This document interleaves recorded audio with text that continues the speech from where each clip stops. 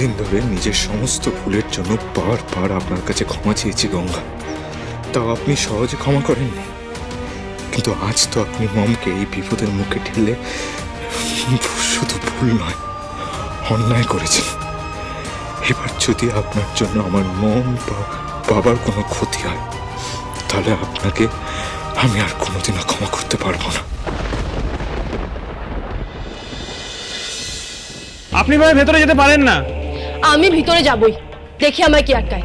সরে যান। মিস্টার রুদ্র রায়, কি করছেনটা কি ম্যাডাম? বললাম না এভাবে ভেতরে আসা যাবে না। চলুন বাইরে চলুন। এনাফ!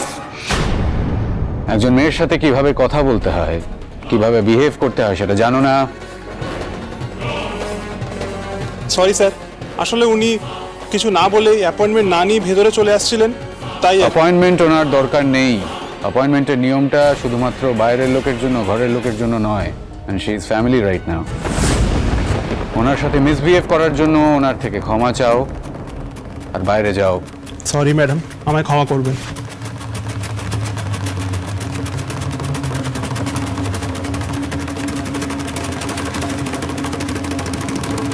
ওর প্লেজেন্ট সারপ্রাইজ। তুমি আমার সাথে এইভাবে দেখা করতে এসছো, আমার খুব ভালো লেগেছে। এসো, বসো। আমি এখানে বসতে আসিনি মিস্টার রুদ্র রায়। আমার আপনার কাছে কিছু প্রশ্ন ছিল, সেগুলোর উত্তর জানতে এসেছি। গঙ্গা, প্রশ্ন উত্তর তো চলতে থাকবে। তুমি তো আমার আত্মীয় হও নাকি? প্রথমবার এখানে এসছো, একটু তো আপ্যায়ন করতেই হবে। প্রথমত, এখনো পর্যন্ত আপনার সাথে আমার কোনো আত্মীয়তার সম্পর্ক গড়ে ওঠেনি, আর আমার মনে হয় আপনার দোষে ভবিষ্যতেও সেটা হবে না। কেন? তুমি আমাকে অ্যাকিউজ করে এক্স্যাক্টলি কি বলতে চাইছো আমি একদম বুঝতে পারছি না। বেশ, তাহলে স্পষ্ট করে বলি, মৈনাক সিংহরায় আর রুক্মিণী সিংহরায় সম্পর্কে আপনি কি জানেন?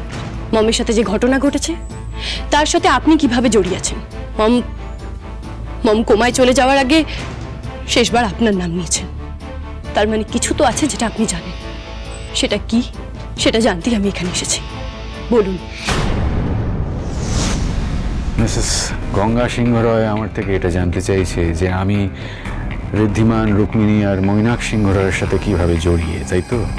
ফাইন, সবটা বলবো তোমায়। কিন্তু গঙ্গা, এই গল্পটা অনেকটা লম্বা, বড়। এই শত্রুতা এতটাই পুরনো, তোমার বয়সও ছাপিয়ে যাবে। বনিতা না করে সোজা কথায় উত্তর দিন। দেখো, সোজা কথায় বলতে গেলে এর সূত্রপাত মিস্টার ঋদ্ধিমান সিংহ রয়কে দিয়ে। ঋদ্ধিমান চিরকাল, প্রতিটা ক্ষেত্রে, সব সময় ফার্স্ট হয়ে এসেছে। স্কুল, কলেজ থেকে শুরু করে বিজনেস, প্রপার্টি, বিল্ডিং, এভরিথিং, সবেতে ও ফার্স্ট। আর সবেতেই আমি সেকেন্ড পজিশনে। আর তাই আপনি স্যারের থেকে রিভেঞ্জ নিতে চান, তাই তো? যদি তাই হয়, সেটাই স্বাভাবিক নয় কি? তাতে কি কোনো ভুল রয়েছে? আমরা একই পজিশনে এত বছর ধরে কে থাকতে চায় বলো তো? বিশেষ করে যদি সেটা সেকেন্ড পজিশন হয়। চাকরিতে যেমন প্রমোশন থাকে, সম্পর্ক পাল্টায়, ঠিক সেরকম পজিশনেও তো বদল হওয়াটা উচিত। সেটাই স্বাভাবিক। এই দেখো না, তোমাকেই দেখো না, তোমারও তো পজিশন চেঞ্জ হয়েছে। মানে তুমি আগে সিংহরায় পরিবারের সামান্য একজন পুরোহিতের নাতনি ছিলে, এখন তুমি সিংহরায় পরিবারের বউ, মিসেস গঙ্গা আয়ুষ্মান সিংহরায়। তোমারও তো উত্তরণ হয়েছে, তাই না? আমার উত্তরণের পিছনে কোনো কুমতলব ছিল না। আমি ভালোবেসে ভালোবাসা। গঙ্গা, এই যে ভালোবাসা শব্দটা আমার কাছে খুব ছোট, খুব ইউজলেস, খুব ক্লিশে। আগে এই ভালোবাসা শব্দটা শুনতে খুব ভালো লাগতো, কিন্তু এখন একদম শুনতে ভালো লাগে না।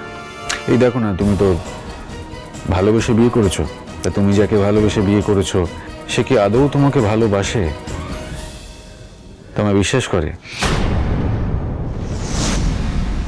নাকি তোমাকে বারবার নানান পরীক্ষা দিয়ে নিজের ভালোবাসা প্রমাণ করতে হয়? যদি তাই হয়, সেটা কি আদৌ ভালোবাসা? সেই জন্যই এই ভালোবাসায় আমি একদম ইন্টারেস্টেড নই, আর আমি এতে বিশ্বাসও করি না। আর সেই জন্য হয়তো আমার কোনো বন্ধুও নেই। আপনার মতো মানুষের থাকার কথাও নয়। Right, correct. তবে আমার অনেক শত্রু রয়েছে, আর সেই সমস্ত শত্রুর বিষয়ে আমি প্রচুর খবরও রাখি। ছোট হোক, বড় হোক, ভালো হোক, মন্দ হোক, তাদের প্রত্যেকটা মুভমেন্টের বিষয়ে আমি খবর রাখি।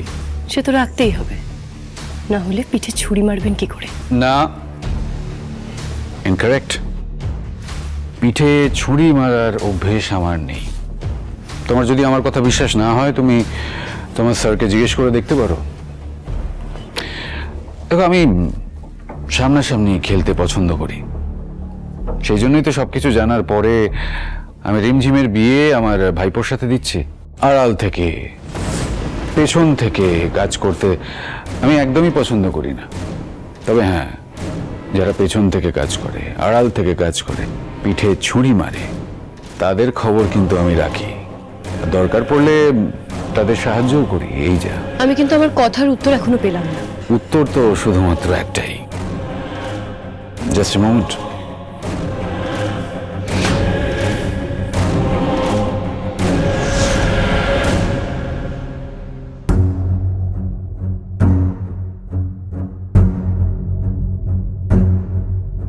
সিংহ রয়, হ্যাঁ, এইবার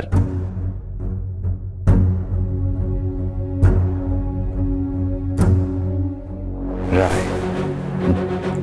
এর মানে এতদিন সিংহরা রাজত্ব করেছে, এইবার শুধু রায়, রুদ্র রায়। দিবার স্বপ্ন দেখা ভালো মিস্টার রুদ্র রায়, কিন্তু একটা সময় পর সেটা ভাঙা খুব জরুরি, অন্তত নিজের ভালোর জন্য।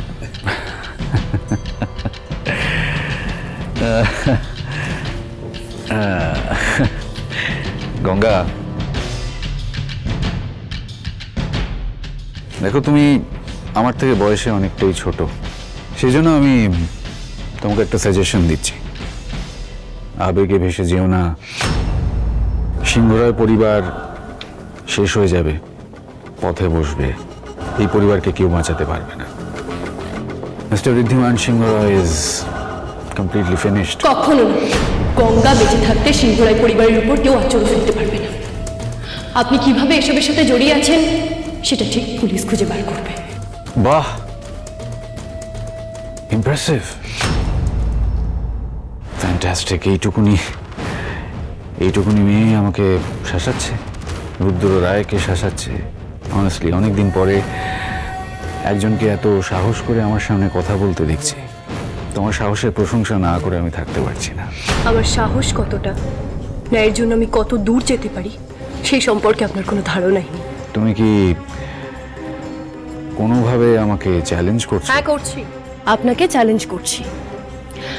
আর আমি আপনাকে বলছি, আপনার এই সব চক্রান্ত আমি ভেস্তে দেব, পারলে আমি আটকে নিই। Bravo, excellent. হ্যাঁ, অনেকদিন পরে যা বললাম, মিস্টার রুদ্র রায়ের সামনে এত সাহস করে একজনকে কথা বলতে শুনছি, খুব ভালো লাগছে। আর সেই জন্য আমি তোমার অনুরোধ রাখবো, তোমাকে সাহায্য করব, কিন্তু তার বদলে আমি আমার ইচ্ছে মতো শর্ত তোমার উপর চাপিয়ে দেবো। গঙ্গা, তুমি সেটা মানতে পারবে তো? আপনার সব শর্ত মানতে আমি রাজি, কিন্তু তার বদলে স্যারকে নির্দোষ প্রমাণ করার ব্যবস্থা আপনাকে করে দিতে হবে। এবার আপনি বলুন, আপনি রাজি তো? দেখো, ভোর হতে এখনো কয়েক ঘন্টা বাকি, এক্ষুনি কিছু হওয়া পসিবল নয়। তবে আমি তোমাকে এটুকু অ্যাসিওর করতে পারি, তোমাকে বলতে পারি যে মিস্টার ঋদ্ধিমান সিংহ রয় কাল নির্দোষ প্রমাণ হয়ে যাবেন। আর যে দোষী, যে অপরাধী, তার কাছে তুমি কিভাবে পৌঁছবে সেটাও আমি তোমাকে বলে দেবো। শুধু একটাই শর্ত, গঙ্গা, তোমাকে একটা ব্ল্যাঙ্ক পেপারে সই করে দিতে হবে।